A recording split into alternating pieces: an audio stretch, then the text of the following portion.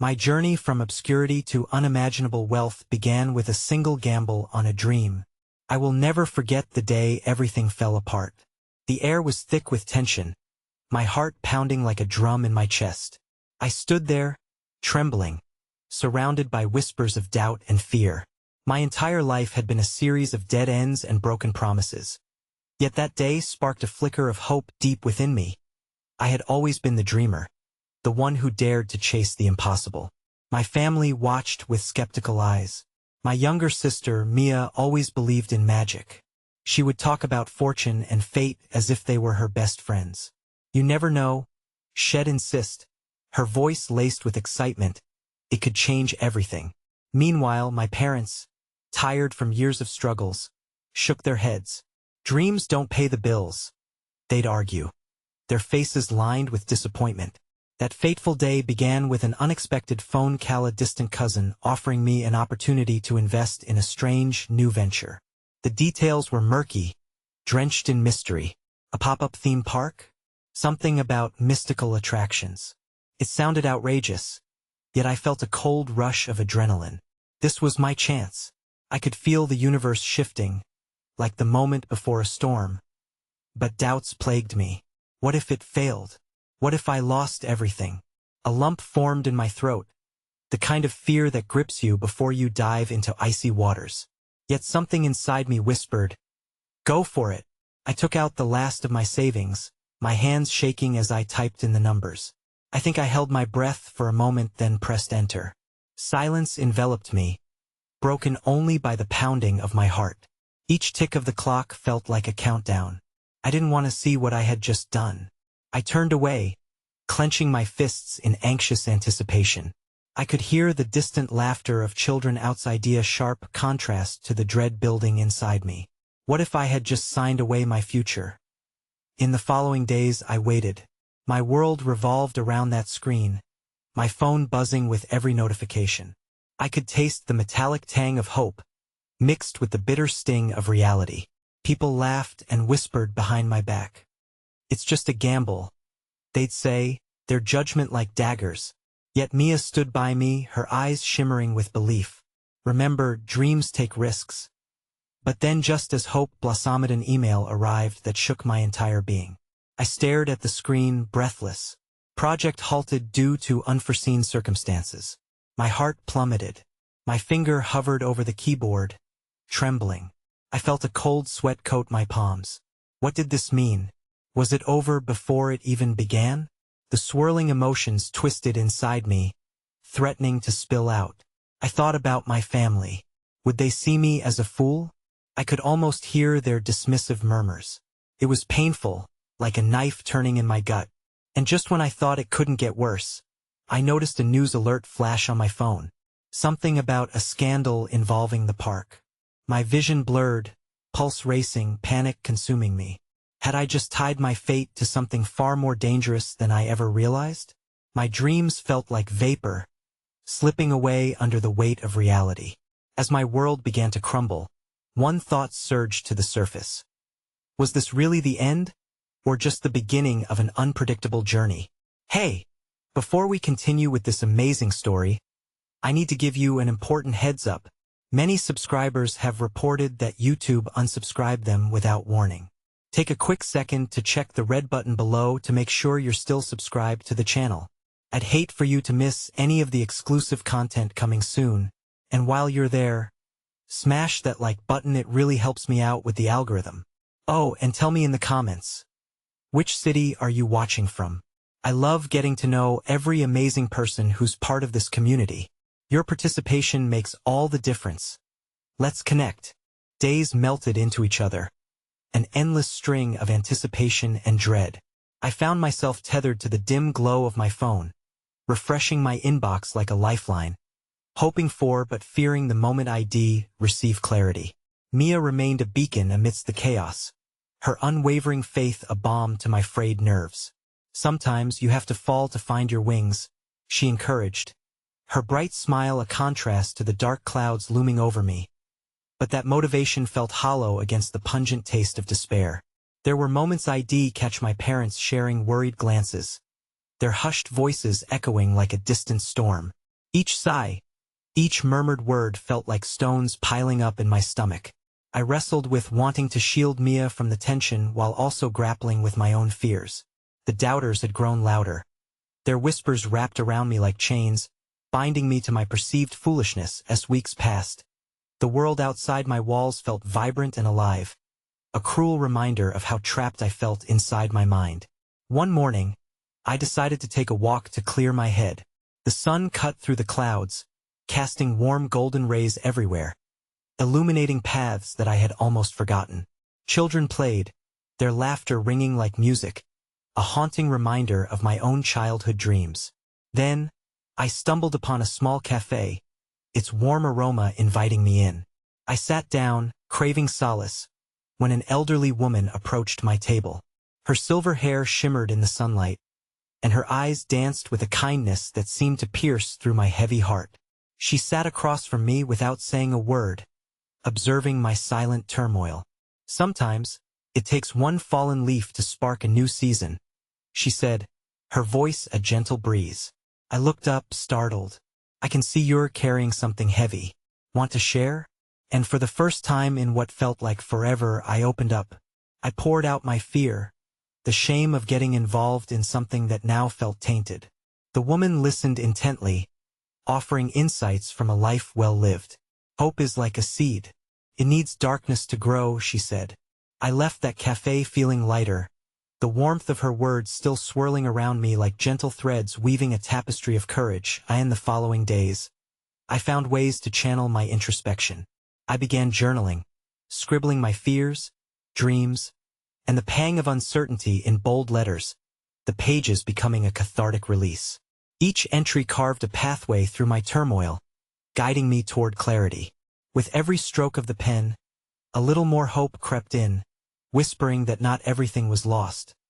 But as I began to rise from the ashes of doubt, another surprise hit me. A notification on my phone. My cousin wanted to meet. She had been elusive since the investment, her absence almost a ghost haunting my every thought. Butterflies swarmed in my stomach as I read the message. Were my dreams about to be resurrected, or was this yet another reminder of failure? The meeting was set for a deserted park bench, hidden within the shadows of towering trees, a stark contrast to the atmosphere of fear that clung to my every breath. When she arrived, her expression was unreadable, eyes darting around as if she were searching for the words to soothe my anxiety. I'm so sorry about what's happened, she started, her voice soft but real. There's been a lot of unexpected setbacks, and I'm just as affected. Her honesty surprised me, cracking through the veneer of uncertainty that had shrouded our correspondence until now. But I've been talking to some investors again. I think there's a way to salvage it. It'll take time, but if we work together. My heart raced. Was this the lifeline I so desperately craved? Hope dripped into my veins, tantalizing yet terrifying. My instincts urged caution, but her sincerity pulled me towards possibility. I found myself torn between the shadows of my doubts and the flickering flame of hope reigniting within. Could I trust it? Could I step back into the arena, vulnerable but alive again? But before I could respond, her phone buzzed. She glanced at the screen, and her expression shifted. Oh no, this can't be happening. Panic set into her features, her hands trembling as she spoke to me. I need to go. Something's come up that needs my immediate attention. And just like that, she was gone, leaving behind unanswered questions swirling like autumn leaves caught in a whirlwind of uncertainty. Was this just another setback? Or was the darkness hinting at something more sinister? I sat on that park bench, heart racing, my thoughts a chaotic cacophony. Was the opportunity to salvage my dreams slipping away again? Or was fate simply playing its cruelest game yet? The sun dipped below the horizon, shadows stretching longer than ever, as a new wave of anxiety crashed over me. Would I ever grasp the dreams I had been chasing for so long? As dusk surrendered to night, the chill in the air seeped into my bones, a reminder that time was slipping through my fingers. I stared out into the darkening sky, my mind swirling with the fragments of my cousin's sudden departure. I clenched my fists at my side, a tumult of frustration and fear. Not again, I muttered under my breath, the weight of disappointment pressing down harder than before. Just when I felt a flicker of hope, fate snatched it away like an illusion dissipating in the harsh light of reality. I wanted to scream, to demand answers from the cosmos about why clarity remained frustratingly out of reach. With heavy footsteps, I meandered back home, the laughter of children no longer a sweet serenade but a distant echo of a life that felt increasingly foreign. As I crossed the threshold into the familiar confines of my home, the warmth felt stifling rather than comforting. My parents sat clustered together on the couch, their faces illuminated by the soft glow of the television. But their focus turned to me the moment I entered. "How did it go?" my mom asked, her voice laced with genuine concern. I managed a weak smile, the effort feeling like lifting a boulder. "They'll talk about it later. I just need some time alone," I replied, my heart heavy with the weight of my secrets. I needed to process everything, to find space for the anger brewing within me without worrying them further. Climbing the stairs felt like trudging through quicksand. Each step echoed the turmoil plaguing my mind. I shut the door behind me, cocooning myself in solitude. The world outside faded away, and with it, my connection to hope felt tenuous at best. I collapsed onto my bed, the springs creaking under me, and breathed in the familiar scent of worn sheets. It was a comfort, yet a prison at the same time. As I lay there, uncertainty swirled around me, taunting me, whispering of betrayals and missed opportunities. My journaling had always been my refuge, a place to articulate the chaos of my thoughts. I reached for my journal, flipping the pages filled with fervent scribblings. But this time the words felt inadequate. I turned the pen over and over in my hand, staring blankly at the lines as they oddly mocked the despair that flooded through me. Then, a soft knock interrupted my inner turmoil. It was Mia, her presence a possibility I didn't realize I needed until that moment. "Can I come in?" she asked, her voice lilting with genuine concern. I nodded, not trusting my voice to betray the flood of emotions building within me. She stepped inside, a radiant light in the dimly lit room, and perched at the foot of my bed.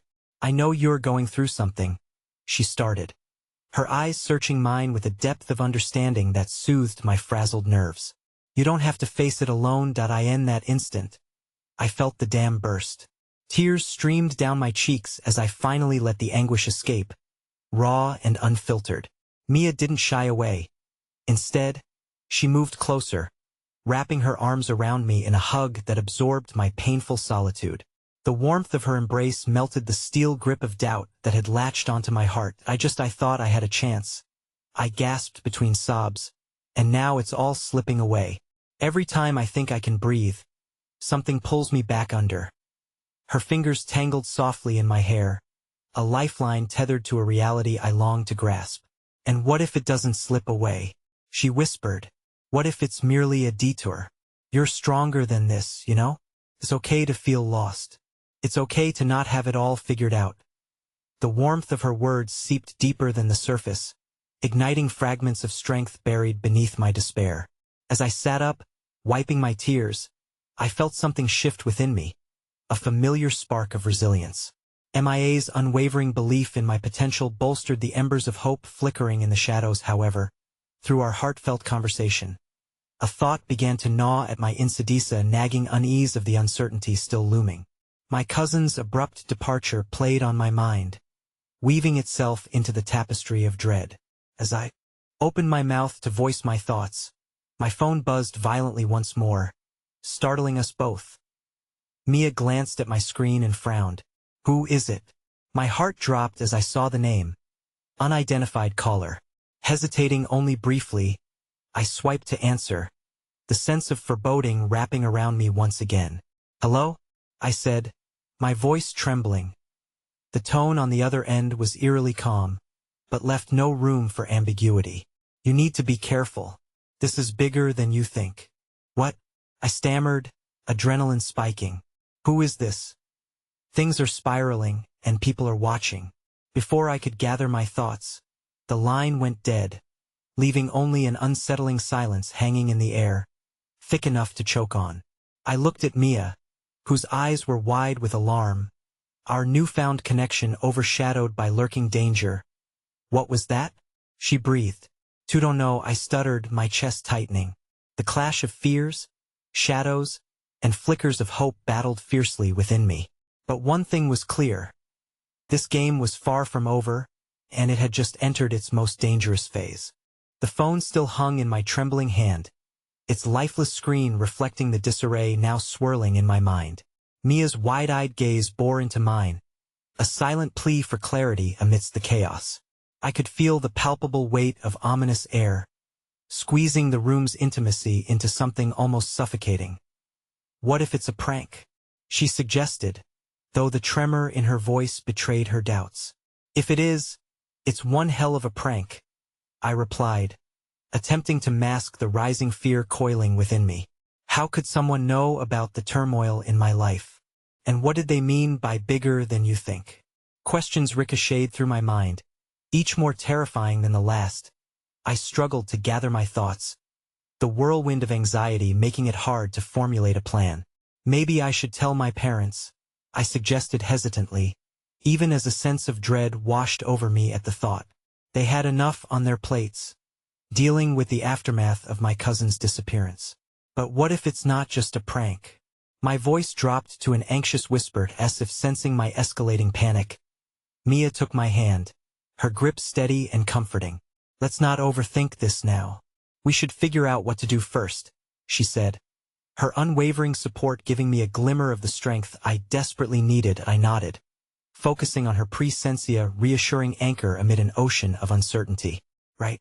But what do you suggest? Let's investigate, she proposed, her determination shining through the fear. Find out what connections your cousin had. Maybe this is related to whatever he got mixed up in. The idea sparked something within me, a flicker of courage amidst the shadows. Perhaps piecing together the puzzle could yield answers and a plan of action. Digging deeper into my cousin's life felt fraught, as if exposing buried secrets might leave us vulnerable. Yet, the need for answers surged in my veins. Okay, I breathed, resolute. Let's start with his things. I remember where he kept some of his stuff. Mia helped me push off the bed, our strides growing more purposeful as we made our way to the hallway. But a knot in my stomach reminded me that recollections could lead not only to hope but deeper pain. Frantically rummaging through his room, we uncovered remnants of a life abruptly stalled. A baseball trophy here, framed photographs there. But it was when we opened the desk drawer that reality truly sank in. Papers were strewn about, hastily discarded, a whirlwind of urgency inked into every note. What's this? Mia murmured, sifting meticulously through the pages. These seem like contacts? And some sort of ledger? Look at this notation. She gestured to a line that read, "Meeting at midnight. Abandoned warehouse on Driftwood." My breath hitched, the chill of dread washing over me like ice water. That doesn't sound good, I replied hoarsely. Why would he be meeting someone at a place like that? I don't know, but it may hold the key to figuring all this out. Mia's voice carried an edge of resolve. We need to go. Right now. The urgency clawed at my insides, battling with the primal instinct to flee. The thought of facing whatever darkness lay waiting at that abandoned warehouse was daunting. Yet doing nothing felt even more paralyzing. But what if it's a trap? We won't know until we try, Mia insisted, her eyes glimmering with fierce conviction. Your cousin had a life, and if he's in trouble, he needs us. This might be our only chance to help him. As a flicker of hope intertwined with a surge of fear, I realized she was right. There, at that moment of indecision, I felt a spark of a determination I hadn't known I possessed. If I was going to confront the unknown, I would do so with the support of someone who believed in me. Okay, I whispered, my pulse quickening. Let's do this. Outside, the night enveloped us like a dense fog, swallowing our whispers and the world around us. Each step toward the warehouse resonated with uncertainty and gnawing apprehension. I felt a lingering presence of shadows watching, lurking just outside the fringes of my awareness. But as we approached the dimly lit structure, I saw something, a flicker of movement, the outline of figures scuttling within. The sense of dread reared itself anew, stronger this time, but I squashed it down with the understanding that we had come too far to turn back now. And just as we neared the entrance, my phone buzzed violently again in my pocket, sending jolts of anxiety racing through me like wildfire. It was another call. I hesitated but glanced at the screen, and my breath hitched in my throat once more as I saw it. Unidentified caller. My heart raced. I realized the stakes were higher than I had anticipated. What if this call held the key to everything? I answered with trembling hands, my voice barely above a whisper. What do you want? Get out now. You have no idea who you're dealing with, the voice warned. But before I could respond, the line went dead. Mia looked at me, her own fear mirrored in my eyes, but beneath it flickered a faint spark of hope, a belief that maybe, just maybe, we were still in control of our own destinies. But even as I tightened my grip on her hand, I knew we had crossed an irreversible line into a world where shadows danced at the edges of light, and the truth remained veiled in darkness. With trepidation and determination spiraling together, we bowed our heads and pushed through the looming door, plunging into whatever awaited us within. The warehouse exhaled a musty breath as we stepped inside, the heavy smell of damp wood and rusted metal wrapping around us like a shroud. Shadows stretched across the walls, warped by the flickering light of bare bulbs dangling from the ceiling above. Stale air mingled with anticipation and dread, suffocating our senses as we peered into the hazy expanse before us. Mia squeezed my hand tighter, her presence a steadying force amidst the whirlwind of uncertainty surging within. We need to find a place to hide. Observe first, she whispered, her eyes scanning the cavernous space. I nodded silently, grounding myself with her unwavering support as we ducked behind a stack of old crates that in the dim light, we could just make out two figures standing beneath the flickering bulb at the far end of the warehouse. They were shrouded in darkness, but their postures radiated a tension palpable enough to reach us. I could feel my heart pounding against my rib cage, each beat amplifying the sense of peril surrounding us as the two men spoke in low voices. Their words were a mere murmur, carried away by the creaking sounds of the aging structure. I leaned in closer, inching forward just enough to hear snippets mentions of the deal and he can't be trusted. With each fragment that slipped through, the pit in my stomach deepened. What if they're talking about my cousin? I breathed, panic creeping into my voice. The thought sent chills up my spine. Stay calm, Mia replied, her voice steady but urgent. We need to know more. Let's wait and see what happens. We crouched in tense silence, the mere act of breathing feeling like an affront to the fragile stillness enveloping us. Suddenly, loud footsteps echoed through the warehouse, shattering the fragile quiet as a third figure emerged from the shadows. This newcomer strode forward, a sense of authority evident in his stance. Did you bring the documents? He demanded, his voice low and measured, but laced with an undeniable edge. My pulse quickened as I realized that he was clearly in charge. Not yet, one of the men replied, shifting nervously. We thought it best to confirm the terms first, considering what happened with Yvonne. My mind raced, grappling to understand. Who was Yvonne? An image of my cousin's last days flashed in my mind, her smile freezing my thoughts in place.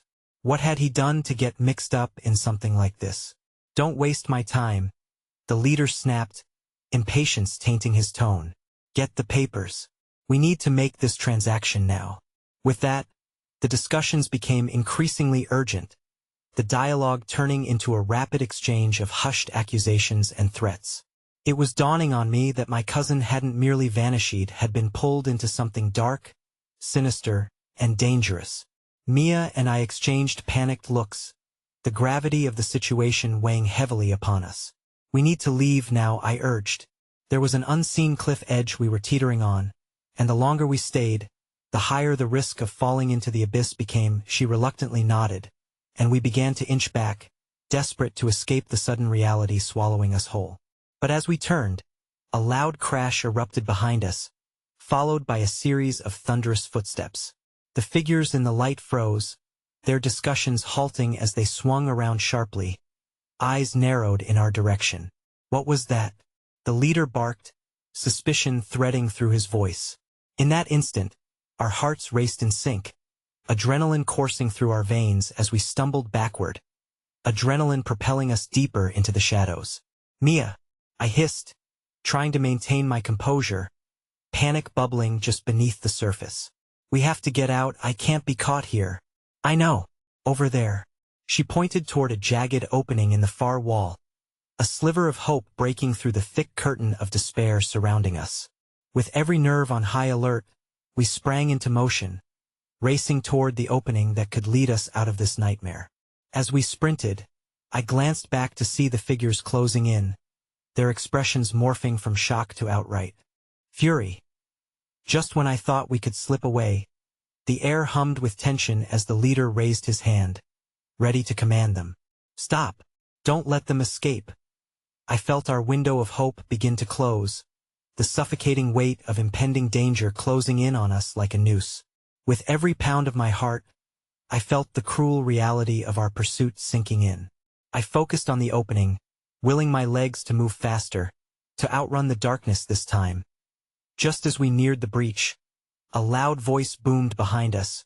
You're making a terrible mistake, and you will regret this confrontation. The words hung heavy in the air, an ominous proclamation that sent icy fingers down my spine. Regret? What had we stumbled into?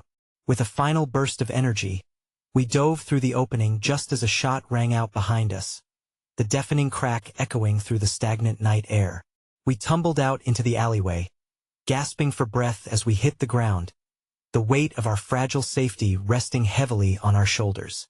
I turned to Mia, panic thrumming through every fiber of my being. The harsh truth washed over me like a wave. I had gambled with my life, delving into the unknown, and now we were restless players in a game far larger than we could comprehend. Did he say regret? Mia asked, her voice trembling, eyes wide with fear. It was a question that hung there, unanswered, suffocating in its implications. We were in deeper than we'd anticipated, and I knew the shadows were now a part of my reality, mysterious, menacing, and begging for revelation. I felt the weight of uncertainty settle back in, echoing loudly in the silence surrounding us. The world around us had shifted irrevocably, plunging us into a realm where deeper truths awaited, and the stakes had risen impossibly high. Suddenly, the shadows loomed larger than life, and I understood with a chilling certainty that the game had only just begun.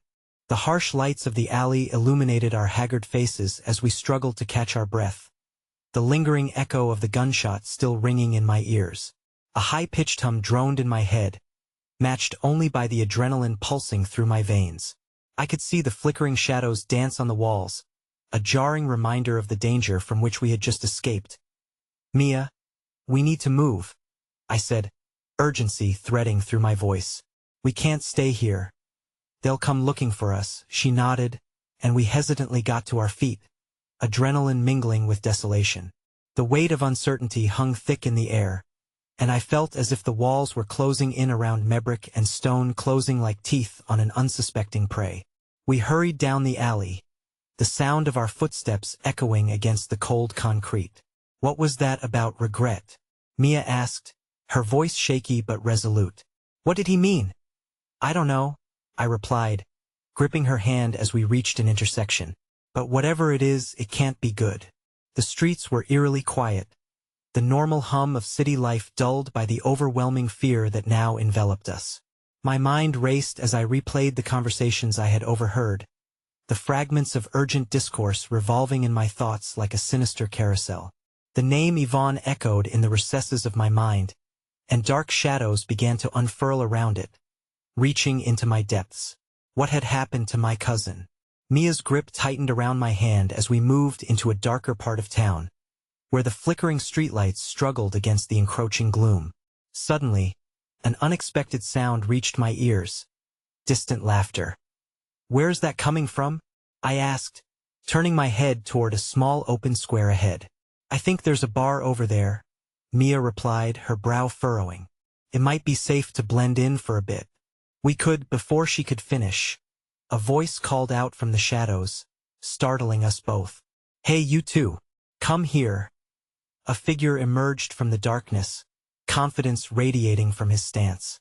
As he approached, I could see he was a man in his late 40s, dressed scruffily but exuding a certain warmth amidst the shadows.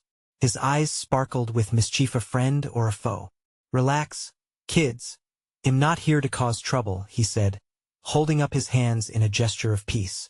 Just trying to figure out what two kids like you are doing out here. You look like you've had a rough night. Mia glanced at me, fear dancing in her eyes. She was hesitant but intrigued, possibly charmed by this man's unassuming demeanor. We need help, I managed, my voice catching in my throat. There are people after us. He raised an eyebrow, as if weighing the truth behind my words. That sounds serious. You're not just running from boredom, are you? The man leaned closer, lowering his voice. All right, erase the deal. I know a place where you can lay low for a while. But first, you gotta trust me. Trust. The word hung heavy between us, a fragile bridge over a chasm of uncertainty. I looked at Mia, her expression mirroring my own skepticism warred with desperation. We had little choice. Okay, I said, my voice steadier than I felt. Lead the way. As we followed him through the winding streets, I couldn't shake the sense of dread pressing down on me. Every shadow seemed like a lurking danger, every distant sound a potential threat. Yet amidst the heaviness, there was a sliver of hope. Perhaps this man could offer us a lifeline, a way to unravel the mystery surrounding my cousin. We rounded a corner into a quieter street, finally arriving at a small, nondescript building that looked as if it had been forgotten by time. The man ushered us inside, and we were greeted by the warmth of dim lights and soft music, a stark contrast to the chaos outside. Welcome to my little shelter, he said with a wink. You can rest here, and he'll get you some water. Might want to freshen up before we figure things out. As he moved away, Mia and I exchanged wary yet hopeful glances. Do you think we can trust him? She asked. I don't know, I confessed, but we don't have many options right now. Maybe he knows something about Yvonne. Moments passed, the comforting atmosphere of the bar beginning to ease the tension that had coiled tight around our bodies. As we took a seat at the bar, a strange sense of normality enveloped us until the door swung open with a creak. In stepped a couple of men, their demeanor carrying an unsettling weight. The laughter and music that had been a balm to our nerves dulled to a hush as they entered, eyes scanning the room with predatory focus. My stomach lurched, and when our eyes connected, I realized that they were the same figures from the warehouse. Panic surged as I grasped Mia's arm firmly. We have to leave, now. But just as we bolted from our seats, the man who had brought us there returned, his brow furrowing as he caught sight of the newcomers. What the hell are you doing here? He growled, stepping in front of us as if to shield us. Time hung in the air, suspended between terror and the flicker of hope ignited by an unexpected act of kindness. I felt my heart race as the atmosphere shifted palpably, anticipation crackling like a live wire. As I scanned the room, I realized we were teetering on the brink of revelation and danger, the stakes climbing higher with every heartbeat. Then the lead man from the warehouse locked eyes with me, a dark smile stretching across his face. You really should have chosen your allies more wisely, he taunted, voice honey-coated with malice. A flare of dread shot through me, as I grasped with newfound clarity that our journey was far from over.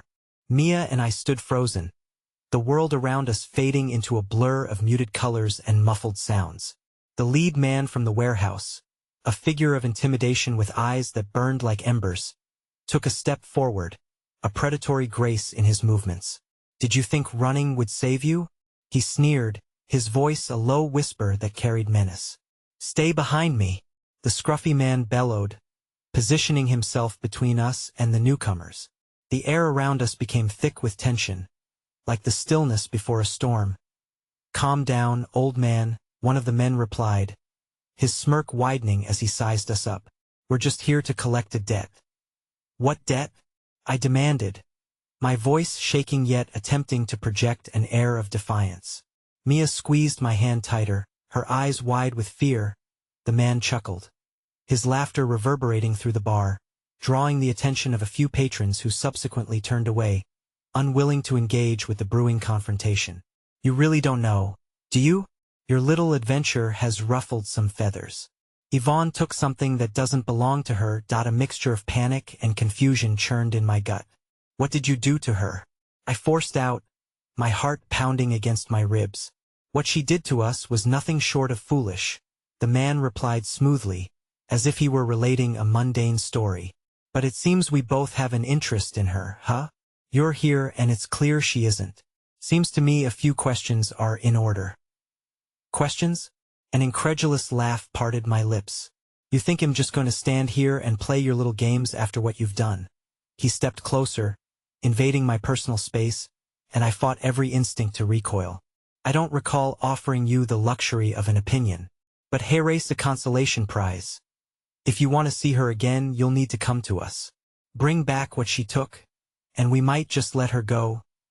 Desperation tightened its grip around my chest. The words were a labyrinth of danger and possibility, and with every tick of the clock, I was losing precious time. What did she take? I demanded, feeling hope slipping through my fingers like sand. Wouldn't abandon her. You'll find out soon enough, he drawled, his smile chilling. He straightened up and turned to the man who had helped us, a dismissive wave of his hand like throwing away a bothersome fly. Consider yourself fortunate, old man. You're still breathing for now. As they began to retreat, Mia whispered urgently, what are we going to do? We have to get out of here. But before I could respond, a cacophony of gunshots rang out from the street, shattering the tension.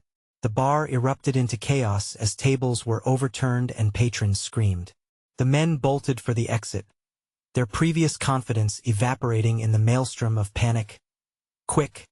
Follow me, the scruffy man shouted, his demeanor shifting from casual convenience to frenzied urgency.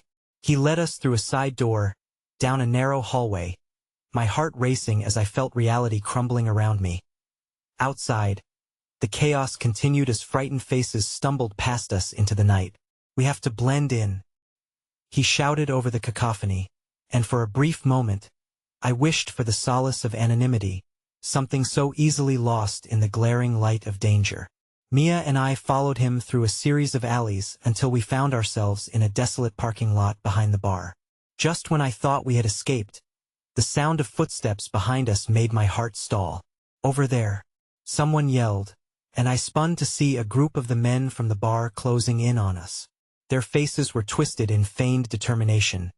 The earlier humor evaporated, leaving only a steely resolve filled with malice. We can't go this way, I cried, glancing frantically for an exit. Rooftops, the scruffy man shouted, pointing toward a fire escape. Quick!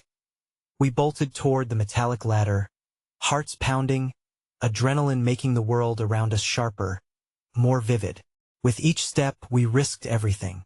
Climbing to the rooftop felt like an ascent into the unknown, the sky a canvas tainted by dark storms on the horizon.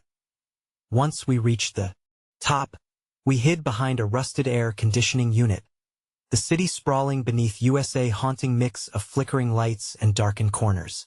The footsteps below grew muffled, but not out of earshot. They were still closing in. Mia, we have to think, I said, trying to calm the whirlwind of fear in my mind. They could have eyes everywhere. Look. She interrupted, pointing to a side street shimmering below. The alley over there, people are still moving. We can lose them.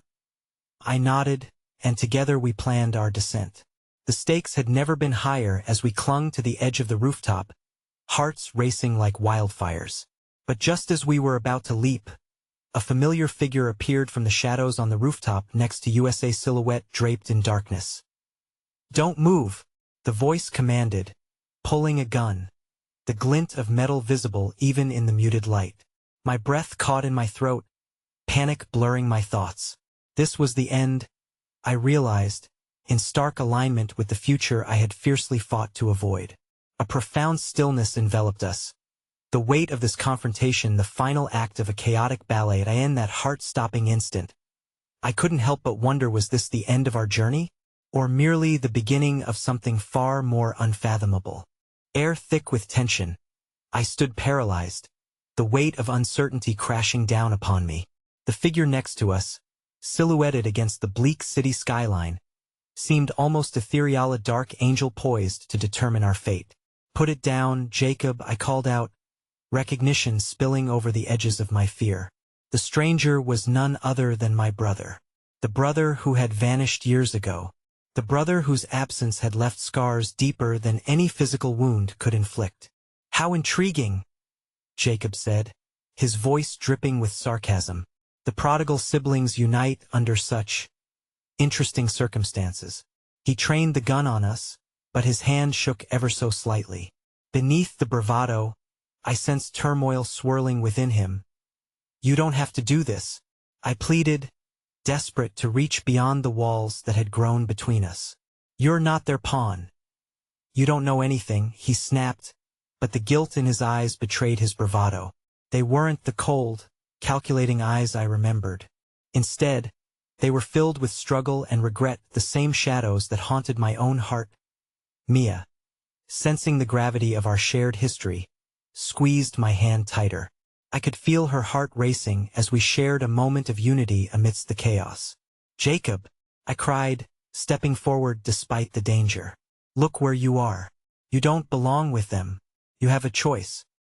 His expression faltered for a brief moment, the tightness around his mouth loosening. A choice? After everything that's happened? It's not that simple. They have something I need. What could they possibly have that could justify this? That could make you turn against us? I took another cautious step forward, my heart imploding with emotions: fear, anger, sadness, and most of all, overwhelming love for my brother. Family? He muttered scornfully. What do you know about family? You walked away long ago. The weight of his words struck me harder than any bullet ever could. Mia pulled me back slightly, sensing I was teetering into a darkness that threatened to swallow me whole. This isn't the time, she urged quietly, but I couldn't help but venture deeper. You think I'm here because I want a reunion? Jacob shouted, the gun shaking in his hand like a leaf in the wind. I did what I had to survive. You don't understand the things I've seen, the things I've done. I had no other way. What if I told you we can change this? I took a risk, my heart swinging wildly with hope. We can face them together, all three of us. He laughed, a hollow and bitter sound. You really think they'll let me just walk away? When have they ever chosen mercy? The ground felt as though it was crumbling beneath my feet, but I couldn't give up yet. Then we make them give us mercy. If we stand together, they have to listen. We're stronger than they are. Mia nodded, her eyes wide but fixed with determination. You can't let them win, Jacob. You're more than just a name on their ledger. You're a part of us. You always have been. His gaze flickered between us, a tangible moment where hope and resolution dined with despair. You don't know what you're asking. Then let me show you. We need each other, I pressed, willing him to see the fragility, the flickering flame of hope that had, against all odds, been rekindled. You may not have the luxury of choice right now, but please, let this moment be different. The gang below was drawing nearer, the rhythm of their impending approach a drumbeat matching the one erosively swelling in my heart. I was running out of time. A distant siren wailed, cutting through the night, and as Jacob hesitated, his grip on the gun faltered, coming dangerously close to wavering under the weight of untold memories. Suddenly, a shout from the street pierced the air, causing us all to flinch. Jacob, we don't have time. The voice was sharp and commanding. One of the men from the bar, growing ever closer. Go. I urged him. We can't let them take you. In a split second, the turmoil in Jacob's eyes clenched into something resolute as he made a decision. He tossed the gun to the side, his long-lost resolve sparking to life. You're right, he said, urgency building in his voice. But it'll take more than running to make them listen. We'll need a plan, a real one. But before I could respond, a deafening explosion ruptured the air, the world around us erupting in fiery chaos. The rooftop beneath us shook violently, sending us staggering, and in that instant, we were thrust toward the unknown. Mia clutched my arm as we all swayed precariously, grappling for stability amidst the storm of the future. Realizing that the streets below were no longer a sanctuary but a battlefield, with smoke spiraling around us and the looming threat of discovery tightening its grip, I turned to Jacob, flashing a desperate glance. Where do we go now? We find Yvonne. We find out what she took, and we put an end to this nightmare together. And just as determination sparked like a candle against the dark, another figure appeared, silhouetted against the Flamisa woman with fierce, knowing eyes. "Mia," she called, her voice cutting through the chaos like a knife. "You're not safe here. Either come with me, or it's over for you." With my heart pounding louder than the adrenaline coursing through my veins, I realized that we were teetering on the brink of a profound destiny, and with one choice, the ties of love and survival would bind us tighter than ever before. The interior of the abandoned rooftop felt warm against the chaos outside, the flames licking up from the street below casting an eerie glow that framed everything in deep shadows. I could barely decipher the woman's features, but her presence felt unmistakably charged. The urgency in her voice was the sharpened edge of a blade. "Mia, time is not on our side." Jacob shifted slightly, glancing nervously between the woman and me. His features illuminated just enough for me to see the uncertainty etched into his brow. "Who is she?" he spat, his voice tight with distrust. "Yvonne," Mia replied breathlessly, her eyes wide with recognition. "I thought you were gone." "I'm here now," Yvonne insisted, stepping forward, urgency adding a fierce determination to her stance. "But we need to move. Every moment we waste takes us closer to losing everything." The promises I had held on toed fragile strands of hope ID woven between us threatened to unravel as I processed her words. "How do we know we can trust you?" I demanded, trying to stand strong despite the tremor in my voice. Yvonne's expression softened for just a moment. "Because I've seen what they can do to us. I've walked the same path as Jacob and I chose to escape. So can you." A fire surged through my memory. Days spent searching for Jacob until I had realized he was lost to the world he had been consumed by. Yet here he was, standing beside me. I couldn't bear to lose him to a gamble that felt thrust into motion without warning. "What did they take from you, Jacob?" I turned to him, trying to fight through my rising fear. I needed clarity. We needed to understand the battlefield that lay before us. His eyes narrowed, and for a moment I feared he might retreat behind those walls he built to keep us out. "It's complicated," he began, his voice faltering. "All I know is they hold the key to what I need to survive." And I thought he stopped short, staring into the flames as if searching for answers hidden in the blaze.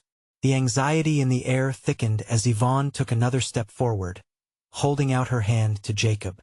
"You were never meant to bear this alone. We can finish it together." "Finish what?" I implored, my heart racing. I had glimpsed the void inside my brother, the abyss that threatened to swallow him whole. I wanted to see him fight back against that darkness. "Power?"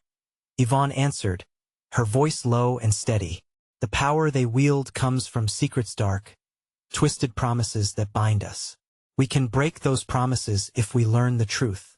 As wild confusion swirled in my mind, Jacob's gaze softened as he lifted his chin, almost as if he were recalling his childhood, surrounded by love rather than betrayal. "We need to get Yvonne's intel. If it's what I think it is," but he trailed off, hesitating at the precipice of conflicting loyalties torn between what had once been his family and the bonds forged through shared desperation in that moment. The winds outside whipped around us as if nature itself was interjecting, reminding us of the ticking clock. Mia stepped up, her face a mask of determination, mingling seamlessly with fear. "We have to move now, Jacob. What if we miss our chance?" His eyes flickered to me, and for one fragile moment, I saw the boy I grew up with, the laughter, the silly fights over toys, days when we didn't know loss. "All right," he said at last, rising to meet the challenge head-on. "Let's do this." Yvonne nodded, relieved and resolute. "We need to navigate through the dilapidated sector there underground holds the keys to what you lost, Jacob. It's dangerous, but for you to find yourself again, we have to dive deep."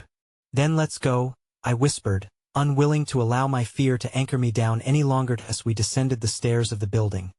The shadows coiled around our heels, but MIA's hand gripped mine tightly, an anchor amidst the chaos. Each step echoed our resolve, a reminder that not only hope but love would forge a path forward. Yet just as we reached the door to the rooftop stairwell, the ground trembled violently, rattling the walls of our sanctuary. A figure emerged, silhouetted against the smoky haze, a reminder that even in our flight toward light, darkness would always follow. Going somewhere? The figure smirked.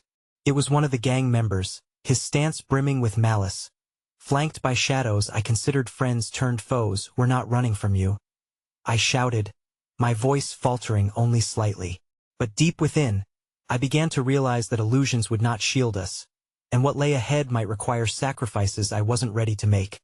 With Yvonne gritting her teeth, Jacob's eyes widened in panic, yet something unexpected sparked in the air, a moment of shared trust, the kind that comes only before a storm breaks.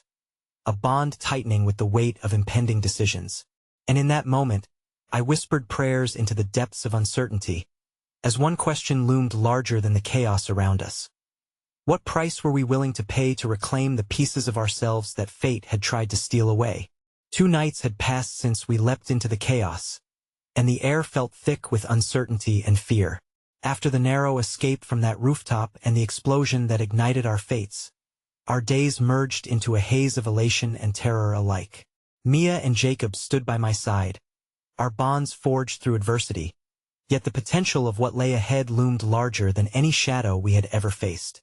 It was night once more, and the world felt deceptively calm, an eerie silence settling over the city as we made our way to Yvonne's contact, a place designed for secrets.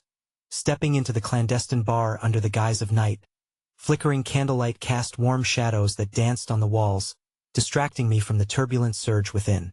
We settled into a corner booth that offered a semblance of safety, and as Yvonne rushed her story forth, I could taste the urgency in the air. "The Grey Syndicate is ruthless," she explained, her eyes shimmering with fierce determination. "They will not hesitate to crush anyone who risks standing against them, especially if they see us as threats." Jacob shifted nervously next to me, his fingers tapping rhythmically against the table. "And you think we can find a way to reclaim what they've stolen?" His voice trembled slightly, a dissonance resonating deep in my core. What had once driven us apart now needed to be pieced together again. "Not just reclaim it," Yvonne insisted, voice steady. "We can turn their weapons against them. But we need to infiltrate their stronghold. To do that, we need knowledge, something they don't even realize they're guarding." "And what would that be?" I ventured cautiously, feeling the weight of the night pressing down on me. A sense of foreboding loomed over the table like a thundercloud threatening to burst. Yvonne looked like a ghost crossing the threshold of time, her image flickering with memories of her own battles. "They have files on everyone they've wronged, blackmail, leverage, all the dark deals tied to their names. If we gather that intel, we can expose them to the world, ignite fires they cannot extinguish." Hope sparked like a comet in the deep night sky, but dread lurked just beneath the surface, waiting. "And in doing so, we'll have to face them. We will have to confront them," Mia reiterated, clenching her hands in determination. "Together," I added, giving each of them a look as fierce as the storm outside. "We've banded this far. We can fight together." Yvonne nodded, her eyes fierce and brightened by the flicker of possibility. "Tonight, we find a way inside. They'll take you to the old warehouse. An unassuming shell is where they keep the lighter cargo." With our resolve solidified, we knew that the path we were following was fraught with danger. As we approached the warehouse, old memories began whispering in my mind, a time when dreams inhabited gentler realms, like childhood before reality imposed its might. The atmosphere around the warehouse was dense with tension. Shadows hovered in the corners just beyond sight, hissing secrets. The dull thud of our footsteps became a mantra, heartbeat by heartbeat, until we stepped past the threshold into a dimly lit expanse. Each hint of noise echoed ominously, memories of that first night when everything changed, the night we felt shackled by uncertainty and fear. Jacob overtook the lead, with Yvonne and Mia flanking me as we advanced cautiously. "This way," he murmured, gesturing to a narrow corridor diverging into more darkness. Not a sound but the buzzing of electricity hummed above us. Soon, we reached a door, embedded into steel frames thick as a wall, where shadows faded into something terrifying.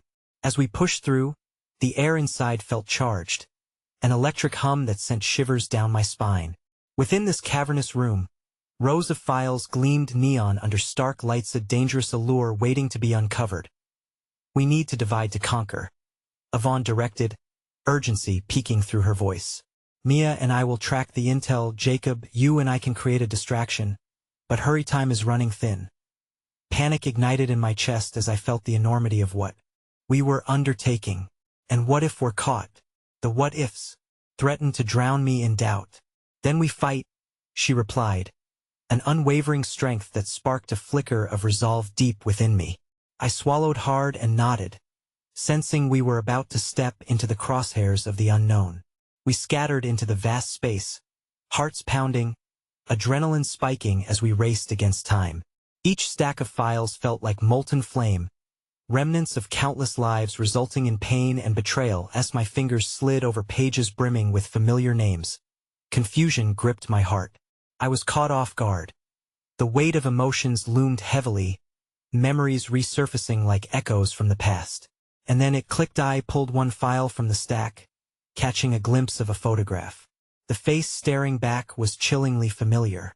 Jacob, I gasped, turning it around, exposing names that whispered death, fellow comrades who had fallen from grace. I could barely breathe as I grasped what this meant. From behind, the sharp clang of footsteps pulled me from my thoughts. The door swung ajar, shadows creeping in. My heart raced as I scrambled to hide the incriminating document, stuffing it back with a horrified determination. The air swirled thickly as the figures stepped forward into the light. A task let loose on the world meant only for those who dared pull the pieces together, or beware what they unfolded. When the leader appeared, I recognized him, one of those who had barked orders the night of chaos, now advancing with an unsettling calm as he smirked, his eyes dancing with cruelty. We've been waiting, he sneered, and you've stumbled right back to us. Run, I screamed, breaking through the crowd of tables toward an emergency exit, but Jacob wrestled free from the throng, gripping my arm in that instant. Don't abandon us. Chaos erupted as I felt danger lead the way. Together, I cried, feeling power transfer as defiance curled in the pit of my stomach. In that heart-stopping moment, adrenaline surged through us, igniting fear into lethal energy as we surged toward the exit, colliding in the unexpected chaos of escape. I could feel every heartbeat, echoes haunting as we surged forward, united against the despair intent on sealing our fates. We barreled out onto the street, breaths heaving and hearts pounding as night draped field and shadow. Jacob glanced back, bombarded by regret as he huffed. Did we get it? Files, names they need to be exposed. Before Weemy voice faded into the night, the moments crashing into one another. The warehouse door slammed back, panic rippling across our faces. What had we unleashed? Now's not the time. MIA's voice rang sharp, urging us into motion, but the group pursuing us emerged, anger boiling within them like a summer storm. Not unless you want the shadows to swallow you whole. One growled, lunging toward us with purpose. I felt despair cast its net, sensing the tumult around but refusing to yield. The shadows from past battles walled me in. I knew I had to reconnect the pieces. We darted through the alley into an obscured path, urgency thrumming in our veins. I thought of the faces behind hidden masks, Yvonne, and most importantly, Jacob. We can't let them take you anymore, I whispered through clenched teeth, feeling the tide surge within. Each sound of footsteps and heavy breaths carried the weight of our urgency, and as we barreled through grim corners that felt alien, we rushed past the lines shadowing other lives risen from ashes.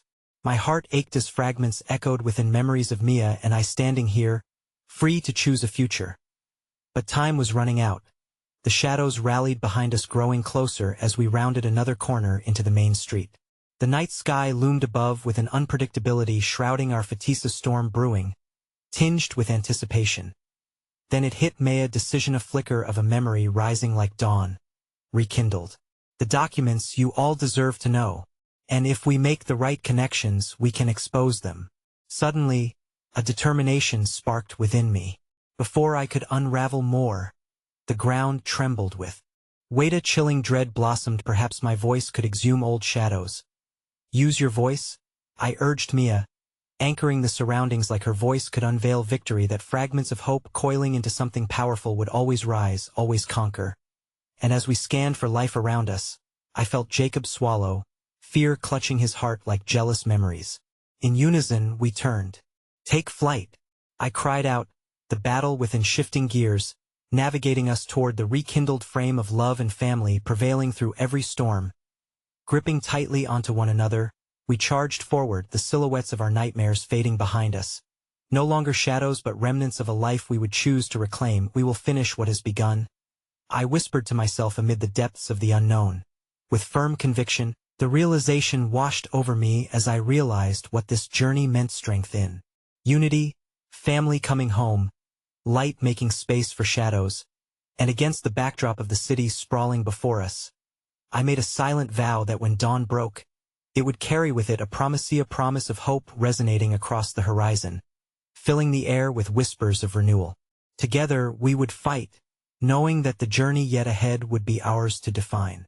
As we stepped into a fragile but radiant dawn, the final words lingered as sentinels of redemption. The night had passed, and within its embrace, we had finally reclaimed the power to rise once more.